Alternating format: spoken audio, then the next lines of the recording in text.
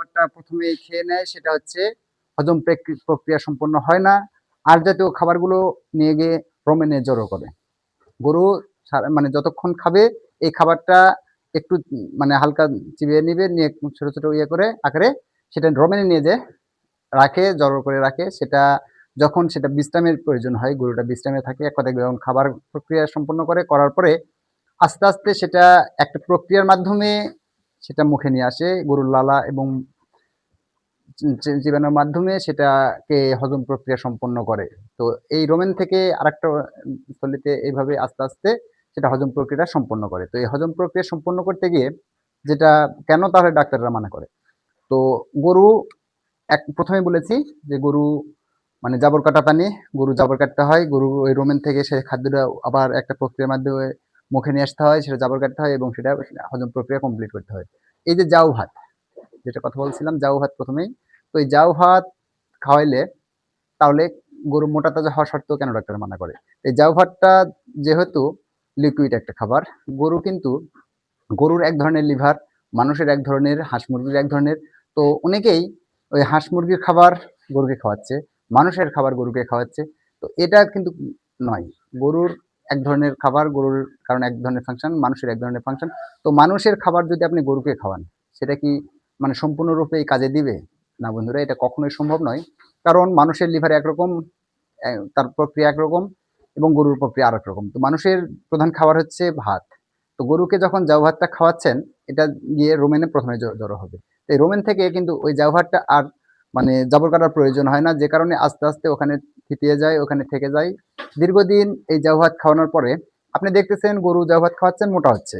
তো এই দীর্ঘদিন যখন জাউ ভাতটা খাওয়াবেন তখন কি হবে, গরুর রোমেনে ওইটা আস্তে আস্তে আস্তে আস্তে জড়ো হতে থাকবে এবং একসময় দেখবেন সেখান থেকে মানে পার্শ্ব প্রতিক্রিয়া হিসেবে গ্যাসের সৃষ্টি হবে। গ্যাসের সৃষ্টি হতে হতে হতে হতে একসময় দেখবেন গ্যাস ফর্ম করতেছে। তো একটি গরু আপনি দীর্ঘদিন ধরে খাওয়াচ্ছেন, খাওয়ায় দেখছেন মোটা হচ্ছে।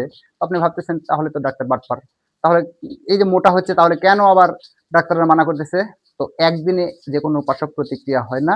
তো আপনি দীর্ঘদিন যখন খাওয়াতে থাকতেছেন তো এই সময় দেখা যাবে গরুর গ্যাস ফর্ম হচ্ছে। গ্যাস ফর্ম করলে একসময় দেখবেন আপনার প্রচুর অর্থ নেমে যাচ্ছে। কারণ গরু যারা লালন পালন করে তারা জানে সবচাইতে ব্যয়বহুল চিকিৎসা যেটা আমি মনে করি সেটা হচ্ছে গ্যাস ফর্মের।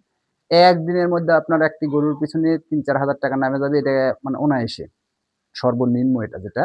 তো এইভাবে যদি আপনি ৫-৭ দিন চিকিৎসা করতে যান, লাভের ভাগ পেয়ে খেয়ে চলে যাবে। তো এইভাবে যদি আপনি অসচেতন ভাবে মানে দেখতেছেন ২ মাসে গরু মোটা হয়ে গেছে, তো আপনি যখন ভাবতেছেন যে ডাক্তার ব্যাপার, তো আমি বলবো আপনি ২ মাস যে খুদি হোক আর চালেরই হোক, যে ব্যবহারটা করে খাওয়াচ্ছেন, আপনার আর্থিক খরচ কত টাকা আসছে প্রতি। আর সবচেয়ে বড় কথা হচ্ছে যে খুদটা খাওয়াচ্ছেন, ওই খুদের দাম সর্বনিম্ন হলো ৪০ থেকে ৫০ টাকা, ৪৫ টাকা। তো এই ৪০-৪৫ টাকা খরচ করে ওই খুদের ভাত না খাওয়ায় ওই ৪০-৪৫ টাকার আপনি গরুর যে খাবার, ওই খাবারটা খাওয়াই দেখেন, গরু আর চেয়ে অনেক বেশি মোটা তাজা হবে। আপনি ওই ৪০-৪৫ টাকার এই যে সমিলের খোল যেটা বলা হয়, তো এই খোলটা খাওয়াই দেখেন, গরু অনেক বেশি পুষ্টি মানে পুষ্টি পাবে। এক কথায় সমিলের খোলে আপনার ৪০-৪৫ আপ থাকে হচ্ছে প্রোটিনের পরিমাণ। তো একটি গরুকে প্রোটিনের পরিমাণ যদি বেশি ধরনের খাবার, কোন খাবারে কি ধরনের প্রোটিন থাকে এই ধরনের মানে বিবেচনা যদি আপনি করে যদি আপনি গরুকে খাওয়াইতে থাকেন, তাহলে আপনাকে গরুর খাবারেই বেশি লাভবান করবে। কোনো মানুষের খাবার দিতে হবে না, পোল্ট্রির খাবার দিতে হবে না, মুরগির খাবার দিতে হবে না, কোনো কিছুরই খাবার দিতে হবে না। একদম গরুর যেটা বৈধ খাবার, সে খাবারেই আপনি গরু মোটাতাজা করতে পারবেন। তাহলে আমি এই যে প্রথমে বলছিলাম ডাক্তার তাহলে কি বাটপার? না বন্ধুরা, ডাক্তার বাটপারি করে নাই। ডাক্তার জেনে শুনে আপনাকে এই পরামর্শ, সৎ পরামর্শ দিচ্ছে। আর ডাক্তার সৎ পরামর্শ দেওয়ার কারণ কি? কারণ হচ্ছে ডাক্তারের পেশা সেটা হচ্ছে সেবামূলক পেশা। তো ডাক্তারের সেবামূলক পেশা যখন সে থাকে, তো সবসময় আপনাকে চাইবে আপনি মানে সফল হন। আর আপনি যদি একজন সফল খামারি হইতে হইতে থাকেন, আপনি ২টা থেকে ৩টা, ৩টা থেকে ৪টা এইভাবে আস্তে, আস্তে, আস্তে, আস্তে আপনি খামার বড় করবেন এবং সে প্রতিনিয়ত খামার পরিদর্শন করার সুযোগ পাবে। সেখান থেকে চিকিৎসা মানে ইনকাম করতে পারবে। তো এখানে ডাক্তারেরও লাভ, আপনারও লাভ। তো আপনাকে যে সৎ পরামর্শ দিচ্ছে, এখানে ডাক্তারের লাভটা হচ্ছে সে যদি আপনি সফল হন, আপনি আস্তে, আস্তে এই খামারমুখী হবেন এবং আরো ১০ জন খামারমুখী হবে। এখান থেকে তার আস্তে, আস্তে বেনিফিট বাড়তে থাকবে। মানে তার চিকিৎসার খাত বাড়বে, চিকিৎসার গরু বাড়বে, চিকিৎসা করতে পারবে, সেখান থেকে ইনকাম করতে পারবে। এটাই হচ্ছে ডাক্তারের লাভ। তো ডাক্তার আসলে লাভের আশায় নয়, ডাক্তার আপনাকে সৎ পরামর্শ দেওয়ার আশায় এই কথাটা বলে থাকে।